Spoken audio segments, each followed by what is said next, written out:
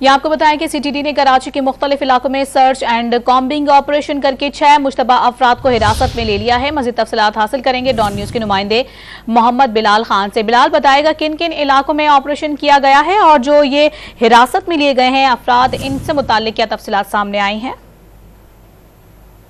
बिल्कुल, counter terrorism department की जानिब से कराची के मुख्तलिफ इलाकों में बॉम्बिंग एंड सर्च ऑपरेशन किया गया। तर्जुमान CTD की जानिब से बताया गया कि काउंटर टेररिज्म डिपार्टमेंट और पुलिस टीमें मुश्तरका काम कर रही हैं, जबकि CTD कराची मुख्तलिफ इलाकों में ऐप डिवाइस के जरिए जो है वो तमाम तर ये सर्च ऑपरेशन कर रही है। और ये ऑपरेशन कैंट स्टेशन, गुलशान जौहर, शेरशाह, गुरुमंदर और पुरानी सब्जी मंडी से मलका इलाकों में किया गया।